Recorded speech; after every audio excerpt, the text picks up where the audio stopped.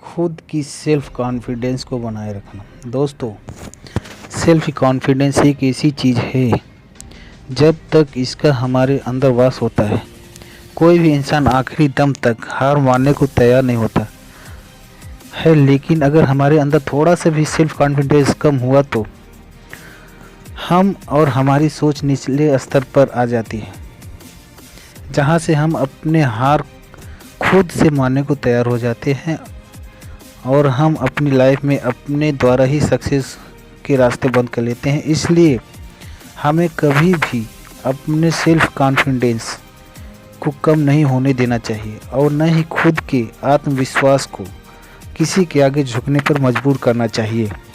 अच्छे बुक्स और अच्छे दोस्तों के साथ बनाए रखना। दोस्तों, जब हम अकेले में होते हैं तो मन में हजार तरह के विचार उत्पन्न होते हैं, जो कि अच्छे भी हो सकते हैं और बुरे भी।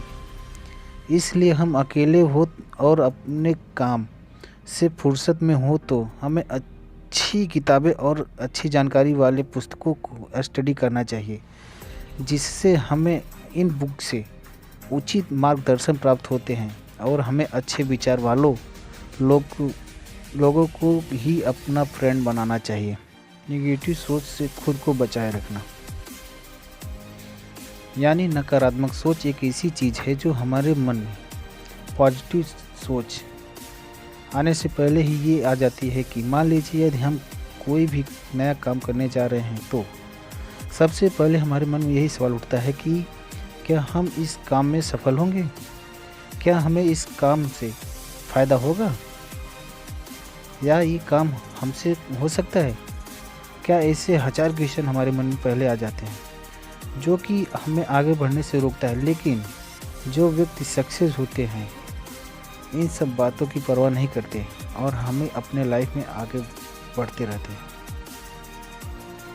मैं आपको एक उदाहरण में बता रहा हूँ। चलिए मान लेते हैं, अगर थॉमस एडिसन अपने जीवन में अगर ये सोचते अब क्या आविष्कार उनके हजार बल्ब फूट रहे थे,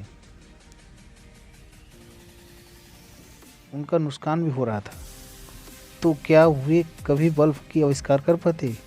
शायद कभी ऐसा नहीं होता। ऐसे आपको हजार एग्जाम्पल मिल जाएंगे।